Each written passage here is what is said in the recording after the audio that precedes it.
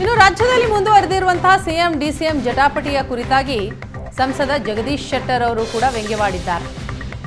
ಸರ್ಕಾರದ ಇಮೇಜ್ ಕಡಿಮೆ ಆಗಿದೆ, ಸರ್ಕಾರ ಇದೆಯೋ ಇಲ್ವೋ ಅಂತಾನೆ ಗೊತ್ತಾಗ್ತಾ ಇಲ್ಲ, ಸರ್ಕಾರದಲ್ಲಿ ಭ್ರಷ್ಟಾಚಾರ ದಿನೇ ದಿನೇ ಜಾಸ್ತಿ ಆಗ್ತಾ ಇದೆ, ಕಾಂಗ್ರೆಸ್ ಶಾಸಕರೇ ಅಸಮಾಧಾನಗೊಂಡಿದ್ದಾರೆ, ಯಾವ ಸಮಯದಲ್ಲಿ ಸ್ಫೋಟಗೊಳ್ತಾರೋ ಗೊತ್ತಿಲ್ಲ, ಕಾಂಗ್ರೆಸ್ ಶಾಸಕರೇ ಕಾಂಗ್ರೆಸ್ಗೆ ಅಪಾಯ ಮಾಡಬಹುದು, ಕಾಂಗ್ರೆಸ್ ಪಕ್ಷ ಸರ್ಕಾರ ಶೀಘ್ರವೇ ಪತನವಾಗುತ್ತೆ ಅಂತ ಜಗದೀಶ್ ಶೆಟ್ಟರ್ ಭವಿಷ್ಯ ನುಡಿದಿದ್ದಾರೆ.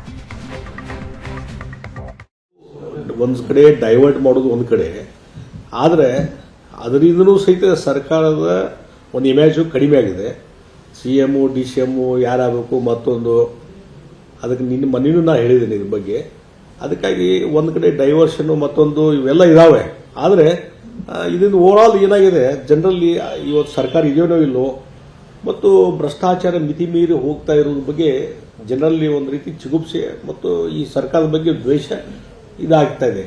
ಅದಕ್ಕೆ ಈಗಾಗಲೇ ಕಾಂಗ್ರೆಸ್ಸಿನ ಶಾಸಕರೇ ಆಕ್ರೋಶಗೊಂಡಿದ್ದಾರೆ.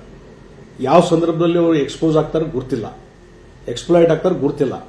ಹೀಗಾಗಿ ಅಲ್ಲಿ ಈ ಸರ್ಕಾರಕ್ಕೆ ಏನಾದರೂ ಅಪಾಯ ಇದ್ರೆ ಕಾಂಗ್ರೆಸ್ಸಿನ ಶಾಸಕರೇ ಅಪಾಯ ಮಾಡಬೇಕು ಹೊರತು ಮತ್ತು ಭಾರತೀಯ ಜನತಾ ಪಾರ್ಟಿಯಾಗಲಿ ಮತ್ತೊಂದು ಯಾರು ನಾವು ಏನು ಮಾಡುವಂಥದ್ದು ಇದೇ ಇಲ್ಲ.